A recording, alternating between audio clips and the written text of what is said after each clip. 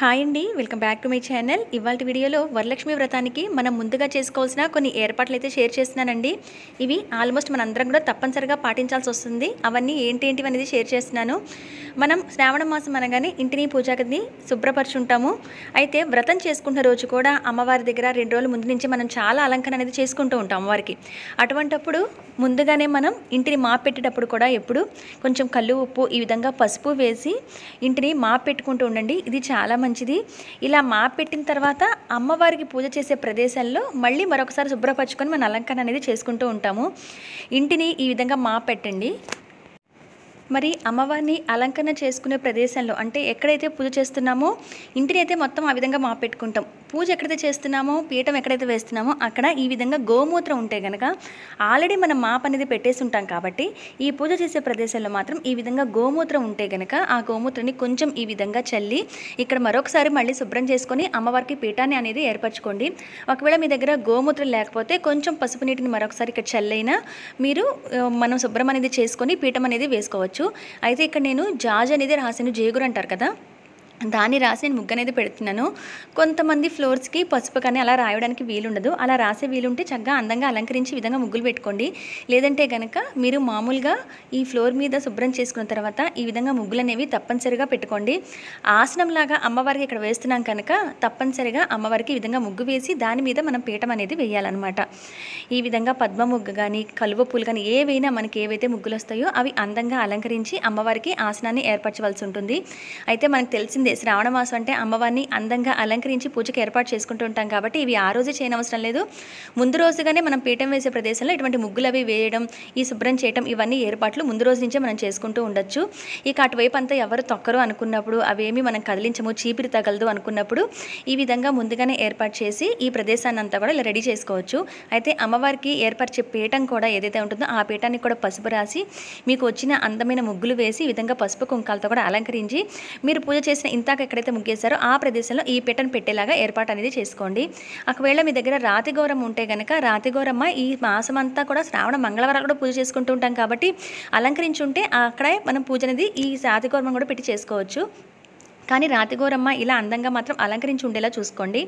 అలాగే శ్రావణ లక్ష్మికి పూజ చేస్తున్నప్పుడు అమ్మవారికి ఇటు స్వామివారికి ఈ శ్రావణ మాసంలో పూజ చేస్తుంటాం కదా, తులసి అమ్మవారు కూడా ఎప్పుడు కళకళలాడుతూ ఉండాలి.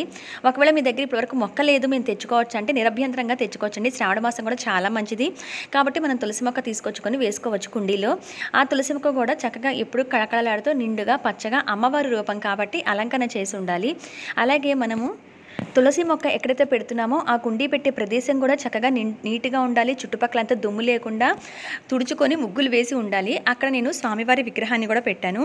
ఈ విధంగా ఉంటే ఏర్పాటు చేసుకోవచ్చు. లేదంటే కనుక ఒక పీట మీద కానీ లేదా అక్కడైనా సరే నేల మీదైనా ఆ కుండీని పెట్టుకొని మనం పూజ అనేది చేసుకోవచ్చు అనమాట. నేనైతే ఈ విధంగా ఏర్పాటు చేసుకున్నాను. మనకి కావాల్సిన పూలు పండగ రోజుల్లో అంటే అందులో ఇలాంటి ప్రత్యేకమైన రోజుల్లో పూలు కూడా చాలా ఎక్కువ రేట్లు ఉంటూ ఉంటాయి. మన శక్తికి తగ్గట్టుగా మనం అమ్మవారికి ఎంతైతే సమర్పించగలమో అవి మాత్రమే తెచ్చుకున్నా సరిపోతుందండి. మిగతా మనం ఇంట్లో నిత్యం ఉండే బియ్యంతో అక్షింతలు కలుపుకొని పూజ అనేది చేసుకోవచ్చు. అమ్మవారికి మీరు ఏదైనా అభిషేకం చేయాలన్నా పాలతో సంబంధించిన పొంగలి, పాయసం ఇటువంటి నైవేద్యాలు పెడుతుంటాం కాబట్టి అటువంటి వాటి కోసం ఆవు పాలు, ఇక మీరు తెచ్చుకోగలిగిన పువ్వులు ఇవన్నీ కూడా ఏర్పాటు చేసుకోవాలి. ఇవన్నీ కూడా తోరానికి కావాలి. కలశం ఆనవాయితీ ఉంటే కలశం అలంకరించడానికి, అమ్మవారికి మాలలుగా వేయడానికి ఇలా మీరు ఏవైతే తెచ్చుకోగలరో ఆ పూలు అనేవి తెచ్చుకొని మనం ముందుగానే ఫ్రిడ్జ్లో అయితే పెట్టుకోవచ్చు. అయితే ఇలా పూలు కానీ పండ్లు కానీ స్టోర్ చేసుకున్నప్పుడు ఫ్రిడ్జ్లో నాన్ వెజ్కి సంబంధించిన ఐటమ్స్ ఏవి లేకుండా చూసుకోండి. మనం ముందుగా తెచ్చుకుంటున్నప్పుడు ఫ్రిడ్జ్లో కూడా అటువంటి పదార్థాలు ఏమైనా ఉంటే తీసేసి ఫ్రిడ్జ్ కూడా నీట్గా క్లీన్గా పెట్టుకొని ఆ తర్వాత ఈ పదార్థాలు ముందుగా తెచ్చుకొని పండ్లు కానీ పూలు కానీ ఇవన్నీ తెచ్చుకొని ముందుగానే మనం స్టోర్ అనేది చేసుకోవచ్చు. పండగ రోజుల్లో బయట కొంచెం రేట్లు అనేది ప్రైసెస్ అనేది ఎక్కువ ఉంటూ ఉంటాయి. అటువంటిప్పుడు మనం ఎక్కువ పెట్టలేము అనుకున్నప్పుడు ముందుగానే తెచ్చుకొని ఫ్రెష్గా ఉన్నంత వరకు వాడుకుంటాం కాబట్టి ఈ విధంగా ముందుగానే తెచ్చి పెట్టుకోవచ్చు అనమాట. ఇక పూజకి సంబంధించిన వస్తువులు ఏవైతే ఉంటాయో అంటే మీరు వేటిలో దీపారాధన చేయాలనుకుంటున్నారు, అమ్మవారికి ఎటువంటి ప్లేట్స్ కానీ ఏదైనా అవసరం అవుతాయి, అలాగే పంచపాత్ర, ఉద్దరణ ఇటువంటివన్నీ మనకి చాలా పూజకి అవసరం అవుతూ ఉంటాయి కదా. ఒకవేళ మీ దగ్గర ఇన్ని ఇత్తడి కుందులు కానీ వెండివి కానీ లేవనుకోండి, చక్కగా మీరు మట్టి ప్రమిదలైనా సరే ఒకసారి వాష్ చేసినవైనా కడుక్కొని మనం ఆరబెట్టేసుకుంటే అవి కూడా పూజకి వాడుకోవచ్చు. ఇలా 2 డేస్ ముందు నుంచే మనకి ఎప్పుడు ఖాళీ ఉంటే అప్పుడు ఇలా అలంకరణ అనేవి చిన్న చిన్న పనులు చేసి పెట్టేసుకుంటే వ్రతం రోజు హడావుడి లేకుండా ఉంటుందండి. మనం చాలా సులువుగా, తేలికగా అమ్మవారి వ్రతాన్ని చేసుకోగలుగుతాము. ఇక అమ్మవారి వ్రతానికి, తాంబూలానికి అమ్మవారికి ఇచ్చినా, బయట ముత్తైదులకు ఇచ్చినా కావాల్సినవి శనగలు. ఈ శనగలైతే తప్పనిసరిగా మర్చిపోకుండా ముందు రోజే నానేసుకోవాలి. ఒకవేళ ఇవి అప్పటికప్పుడు పొరపాటున నానేసుకుంటే టిప్స్ కూడా నేను చెప్తాను చూడండి ఇక్కడ. ఇలా శనగలు నానవేసుకున్న తర్వాత మరుసటి రోజు ఉదయం మనం లేచి స్నానం చేయగానే ఇవన్నీ ఒకసారి కడిగేసి ఆరపోసుకోవాలండి తెల్లవారుజాము నుంచే. తడితడిగా ఉన్న శనగలు కూడా ముత్తైదులకు ఇవ్వకూడదు అనమాట. అవి స్మెల్ లాగా వచ్చేస్తాయి. కాబట్టి శుభ్రంగా ఆరపెట్టుకోవాలి. ఒకవేళ మీరు బై మిస్టేక్ ఎప్పుడైనా ఇలాంటి శనగలు మర్చిపోయారనుకుని నానపెట్టుకోవడం, అప్పటికప్పుడు నానాల్సి వస్తాయి కనుక కాసేపు ఏంటంటే ఆ నానాల్సిన శనగల్లో ఇనప అట్లకాడ వేస్తే కనుక, అంటే శనగల్లో వాటర్ పోసేసి ఆ గిన్నెలో శనగలు పోస్తారు కదా, వాటర్ పోస్తారు కదా, మునిగిన తర్వాత ఆ తర్వాత ఇనప అట్లకాడ ఉంటే కాసేపు ఆ నీటిలో వేస్తే కనుక శనగలతో పాటు మనకి చాలా తొందరగా శనగలు నానతాయిట. ఎప్పుడైనా మర్చిపోతే కనుక ఈ టిప్ని ఫాలో అవ్వండి. లేదంటే ఏదైనా ఇలా పండగలకి తాంబూలాలు ఇవ్వాలి, శ్రావణ మంగళవారం నోములు కానీ ఎప్పుడైనా సరే శనగలు తాంబూలాగా ఏదైనా ప్రత్యేకమైన నోములు చేసినప్పుడు శనగలు వాయినం ఇస్తున్నామనంటే ముందు రోజే నానేసుకొని మరుసటి రోజు ఉదయం వాటిని శుభ్రంగా 3-4 సార్లు వాష్ చేసుకొని ఒకసారి శుభ్రంగా ఆరపెట్టాలండి. తడితడిగా ఉన్న శనగలు అస్సలు ఇవ్వకూడదు అనమాట తాంబూలానికి. ఈ విధంగా తుడిచిపెట్టుకోండి. ఇక ఆ తర్వాత వచ్చేసి ఇక్కడ నేను సిల్వర్వి కూడా నేను ఈ రూపేరీతో క్లీన్ చేసుకుంటున్నాను.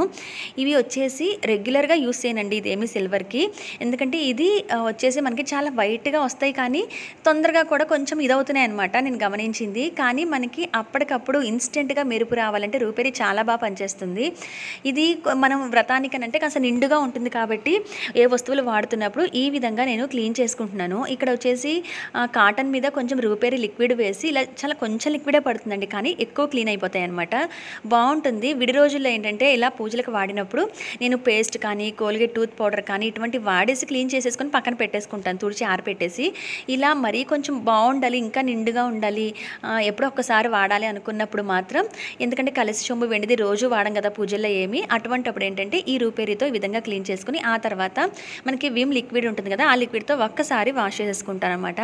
మనకి కలశం పెట్టినా లేదా మనం ఇంట్లో ఏదైనా వాడుతున్నా కూడా చాలా ప్రత్యేకమైన పూజలప్పుడు చాలా బాగా కనపడతాయి కదా, అందుకని చెప్పి ఈ రూపేరీతో నేను క్లీన్ చేసుకుంటున్నాను.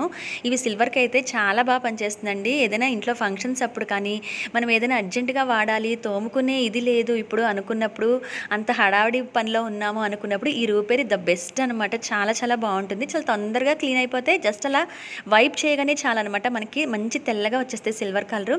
ఆ తర్వాత ఒక్కసారి మనం విమ్ లిక్విడ్తో మనం వాష్ చేసుకుంటే సరిపోతుంది. ఇక్కడ వచ్చేసి ఒక నైవేద్యానికి గిన్నె, అలాగే కలశం చెంబు, పంచపాత్ర ఉద్ధరణ, మనం ఆచమనం చేసుకోవడానికి సపరేట్ గ్లాస్తో వాటర్ ఉండాలి, పూజలకి పంచపాత్ర ఉద్ధరణ, అలాగే పూజలకి సపరేట్ గ్లాస్తో వాటర్ ఉండాలి. కాబట్టి ఇలా ఇటువంటి వస్తువులు కూడా ఉంటే మీరు ఏర్పాటు చేసుకోండి.